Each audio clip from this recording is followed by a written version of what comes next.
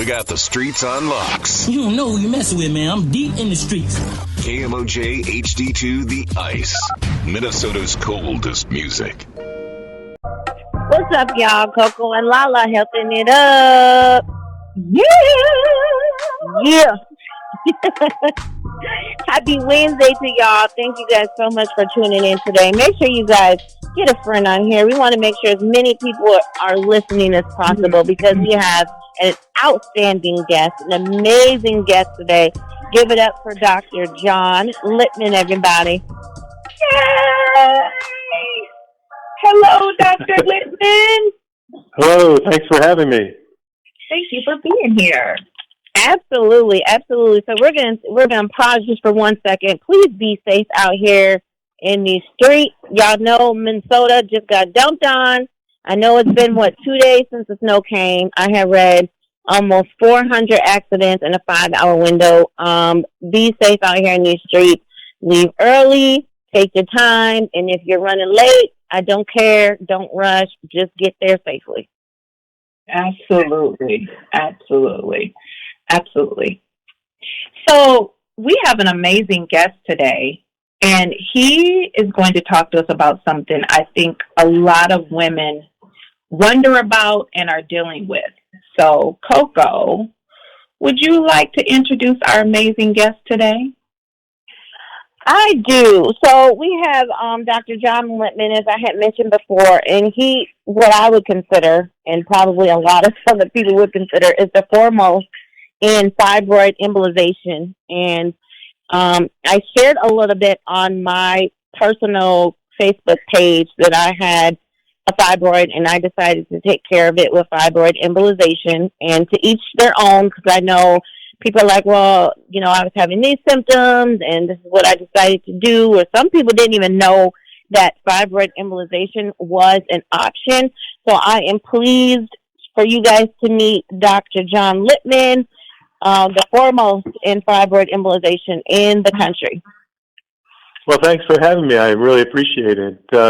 You're absolutely correct that most women that are struggling with fibroids, and we can talk about what that means, what are the symptoms of fibroids, go to their gynecologist and they only hear about the surgical options. Yeah. And there are only 2 of those typically. If you're interested in children, a myomectomy, where they cut open the woman and cut out a number of the fibroids, but typically they don't get them all out and leave behind a lot of them. Or they cut out the entire uterus. That's a hysterectomy. And it really depends on if the woman's interested in fertility or not. If she is, they offer myomectomy, and if she isn't, hysterectomy. But they fail to mention this outstanding non-surgical option called UFE, uterine fibroid embolization. It's completely outpatient. Our patients come into the Atlantafibroidcenter. It's a 30-minute procedure. They recover for a few hours, and they literally go home, not only with their uterus, but just a Band-Aid. That's it. A Band-Aid at the top of the right leg where we go in. And so it's much safer than surgery, much less invasive, much shorter recovery. You get to keep all your parts, which is huge. The uterus is not disposable, even though you may have done having all your kids. I'm tired of hearing that. The gynecologist told me, I'm done having my children. I don't need my uterus anymore. That's absurd. There's a lot of reasons why women need to keep all their parts. And it gives these women, the UFE procedure gives these women their life back. I mean, it's transformational. Mm-hmm. And you can even have kids after. And this procedure's been around 25 years. It's safe, effective, proven. It's covered by all insurances. So insurance is not an issue. It's a long track record of safety. And it should be offered to every woman. Every woman is entitled to know all the options, not just the surgical ones that the gynecologist can do. Mm-hmm. I love that. I will say that what I found very interesting was after I had talked about my procedure, so many women had direct messaged me because they didn't want everybody to know that they were dealing with it. And I was overwhelmingly surprised at how many Black women had reached out to me and said, hey, I'm going through this right now. Like, what was your experience? Like, can we talk a little bit about why this overwhelmingly seems like it's a Black women problem? There's no question about it that Black women disproportionately suffer with fibroids more than any other racial group. It runs stronger and genetically in women of color, their families. If you look racially, African American number one, Latino, Caucasian, Asian women have the lowest. Now, one of the reasons why that is that while nobody knows where fibroids come from, once they arrive on the scene, they grow with estrogen. That's why they grow rapidly during pregnancy and why they tend not to be an issue for women in menopause. Estrogen is stored and produced in body fat. And if you look racially at body fat distribution, African American are the most and Asian the lowest. So one of the ways that we try to help women is to try to help them, lose that excess body fat, eat healthier, lose excess body fat, exercise. There are certain hormone-rich foods. You can't avoid hormones in the food supply. It's even in the water. But there are certain hormone-rich foods like red meat, non-organic chicken, dairy that are, trying to avoid and eliminate or at least cut back. We also want them to eat more colored fruits and vegetables because they have compounds in them called flavonoids, which block an important enzyme in estrogen production. Vitamin D is really important. Vitamin D is proven to be an anti-fibroid growth hormone. It's actually not a vitamin. Technically, it's a hormone, but only 10% of African American men or women have adequate vitamin D. It's also helpful during COVID for its immune boosting properties, but it is a powerful fibroid growth inhibitor. So if you have a normal vitamin D, your risk for fibroids is much lower. But unfortunately, as I say, 90% of African Americans don't have adequate vitamin D. And so that's an easy thing to get checked and to supplement. So there are things that you can do, and there are certain things like genetically, you can't pick your parents, you can't do. But those are the reasons. And hair relaxers, you may have heard recently, there's a connection with hair relaxers to uterine cancer. Well, it's also fibroids for the same reason. If you look at the main ingredient in hair relaxers, it's almost biochemically identical to estrogen. And you're just, burning it. Now, these days, back in the day, I've been doing UFE, this uterine fibroid procedure, for 25 years. So back in the day, hair relaxers was an issue. But these days, a lot of women are wearing their hair more natural. So that really is nowhere near an issue like it used to be. That's interesting that you brought up two facts. One, so just two? That's it? No. I'm not doing my job. But it's only two. You brought up way more than that, but the two that probably really stood out. Two things that I want to mention is, actually, is it two or three? Well, first of all, vitamin D not being a vitamin and actually a hormone. I had heard that from another doctor friend of ours, Dr. Milton Mill. He's in the documentary What the Health. And so he had mentioned that it is not a vitamin. He said it is actually a hormone, and he talked about the immune boosting. You seen Tyler Perry, talk about get vitamin D. Black people go in there and get vitamin D because it's going to boost your immune system, and COVID is wreaking havoc on our community. I remember he said that. And so I thought that was really profound that you think that naturally, okay, if you know that vitamin D or hormone D, but I'm going to call it vitamin D because that's what people know it as, you can get from the sun. And it seemed like, I love the sun, so I don't know how so many people, we're sun people. I guess I don't know how we're coming up short. It has to do with pigmentation. The darker the pigment of your skin, the harder it is for your skin to absorb adequate sun. I mean, I have low vitamin D, and I look like Casper the Friendly Ghost. I mean, my skin is really pale, but I guess I don't get out enough. I don't get enough sun. I stay in the office too long. But it has to do with pigmentation primarily. So if you're out in the sun a lot, you're doing what you can do, but you still might need to supplement, and that's really important to check your level.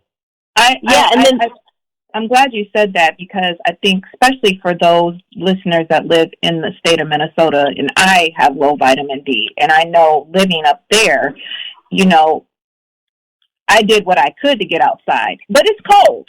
And so, and I'm not going to, you know, just go do snow angels in the snow to get some vitamin D. So I think to the listening audience, specifically in Minneapolis, Minnesota, please get your vitamin D levels checked, because you most likely, even the doctor saying he's low, you're probably low. And so that is something, you know, there's so many effects of vitamin D, not only for fibroids, but there's so many other things that it can affect your body. So please get that checked. One other fibroid thing is green tea extract. That's another good one. Some people take the extract itself because it gets more of the compound that is in green tea, but certainly green tea is another good one to kind of stunt your fibroids. Is that the ECEG compound that you're talking about? Exactly right. Okay. The other thing that I love that you had mentioned was the estrogen, or the synthetic estrogen type thing in the relaxer. This has been kind of circulating around the Black community for a little while, at least the last few years when I had really kind of came across it.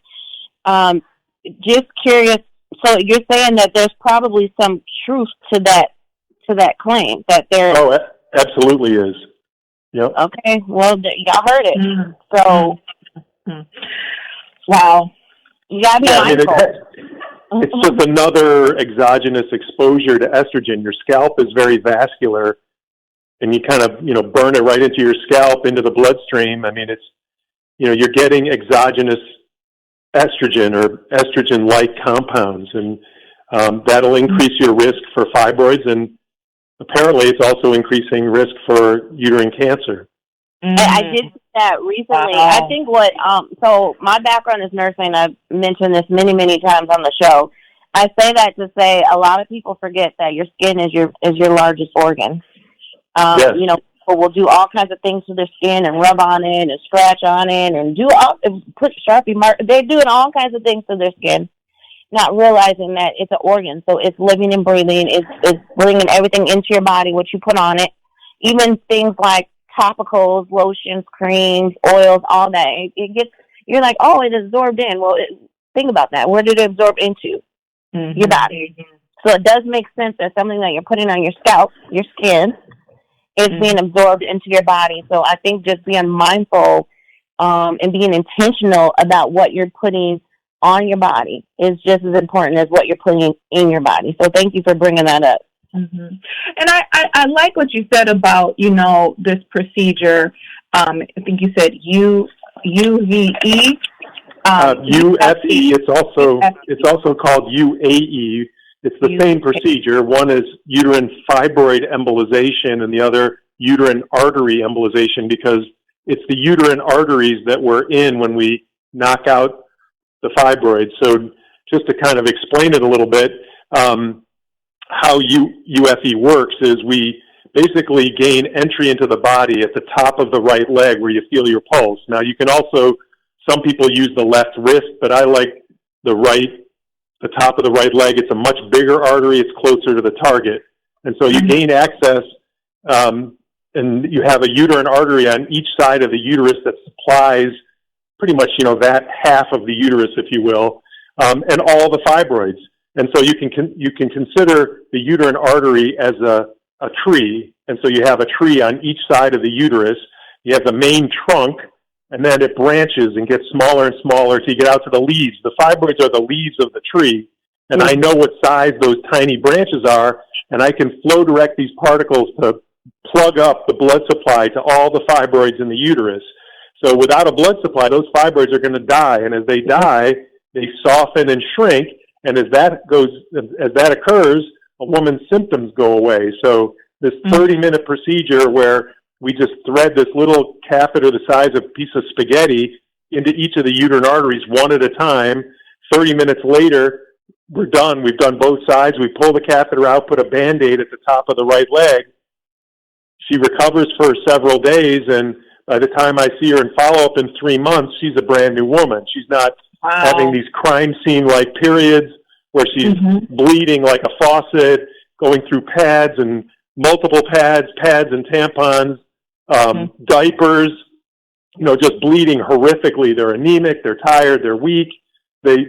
Everything they do revolves around their menstrual, or whether they go to work or not, whether they have relations or not, whether they go to the gym or go to the pool.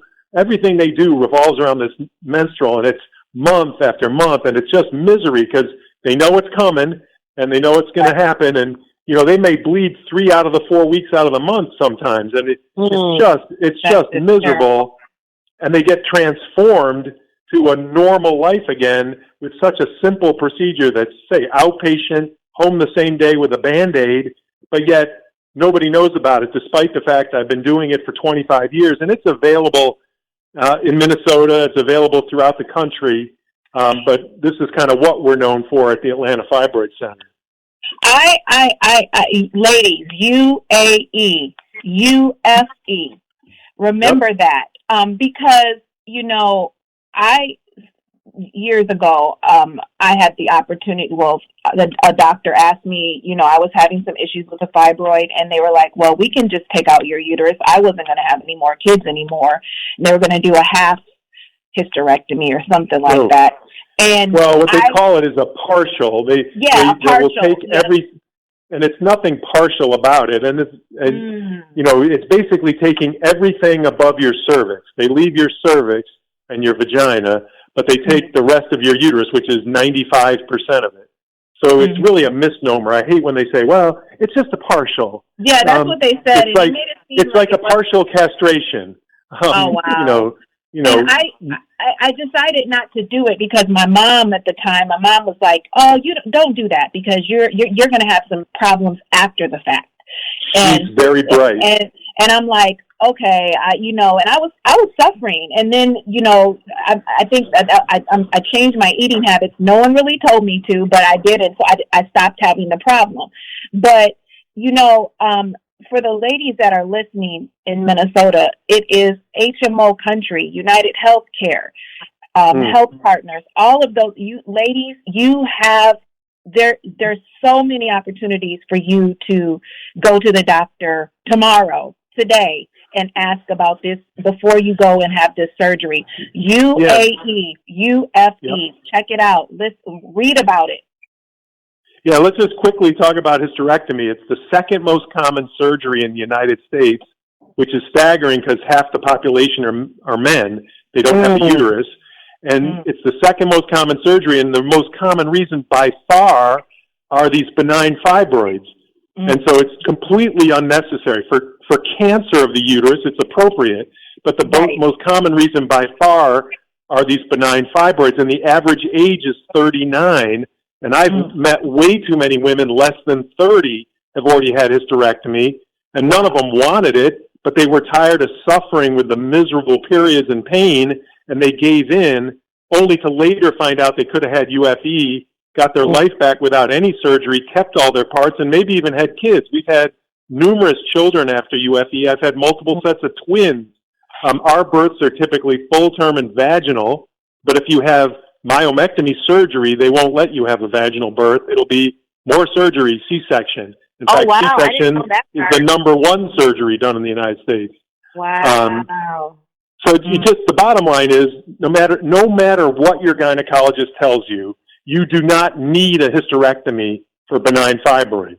Now, it's an option, but it should be the option of absolute last resort. But numerous studies have shown that most women never hear about it from their gynecologist, and that's got to stop. I mean, this is a well-proven, safe, and effective procedure. 25 years. It's of safety. It's been, it got approval by the American College of OBGYN way back in 2008. At that time, we had still been doing it since the mid-90s, but by 2008, they finally had to address it, and they said, yes, this is a safe and effective procedure for women that want to keep their uterus. Well, who wouldn't want to keep their uterus? That's a thing that I hate to hear. My gynecologist told me since I'm done having kids, I don't need my uterus anymore. That's ridiculous. You know, there are a lot of women that once they have a hysterectomy, and remember, these are young women, average age 39, now they psychologically, without their, it's like a man being castrated. So psychologically, they feel less of a woman, or they have sexual dysfunction. There's all sorts of loss of libido, loss of orgasm. Again, young women, urinary leaking. Go to any drugstore, grocery store that sells adult diapers. Who you should see is a picture of my 95-year-old dad who lives in Minnesota. He should be on the picture of the packaging. No, you won't see him. You'll see somebody that looks like you, young, attractive, woman of color. Why? Because that's the target. It's young women who now have had a hysterectomy for fibroids, now can't control their urine and need a diaper. In fact, I have this ridiculous ad from Depends, and I show it to patients. It's a woman, skinny African-American woman, you know, scooching on her skinny jeans over an adult diaper, and they're saying something like, they'll never know what you're wearing. Like, what? No, the question should be, why does this young woman need a diaper? Please. Ridiculous. Got to stop this. No more hysterectomies for benign fibroids, please. I love it. You touched on one thing. Oh, my gosh. This is amazing. I was going to say, just really quickly, you touched on one thing that a lot of people don't really hear, which you had talked about, the sexual dysfunction and the loss of ability to climax is what I was told. Yep. Why? I mean, that's a big deal. And it's a huge deal, but they will talk about the surgical complications. Oh, we could run into bleeding. We may nick a ureter, bowel, bladder. You know, they talk about the surgical complications with hysterectomy, but they don't mention these other issues, the psychological issues, the sexual issues, the bone loss, significant bone loss after hysterectomy, the urinary leaking. You know, they don't mention any of those things. No, they don't. You know, and then all of a sudden you're faced with it, and you go back to the doctor and like, well, you know, you had a hysterectomy. That's what happens sometimes. Well, it happens a lot, and you didn't need that surgery. That hysterectomy for benign fibroids is totally unnecessary. You don't need to lose your uterus over benign disease. Why are we essentially amputating, for the most part, young black women? And you could talk about the history. I'm in the South, in Atlanta. You can talk about the painful history of Mississippi appendectomies and Fannie Lou Hamers and all the unnecessary, you know, hysterectomies done on black women. We can go there, but we got to just stop this. I mean, it's over with. I mean, you know, it's long overdue.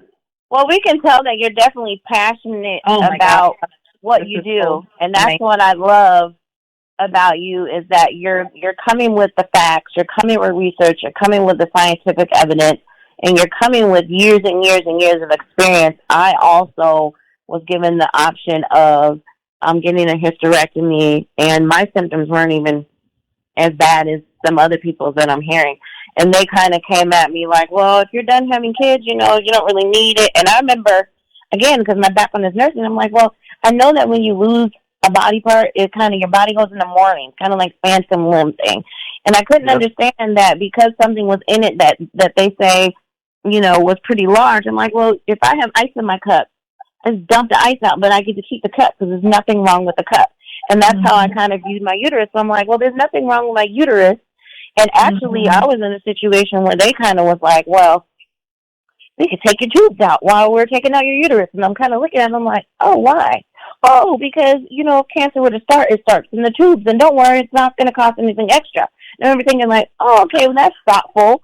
And then they're like, what do you think about your cervix? And I said, I like it.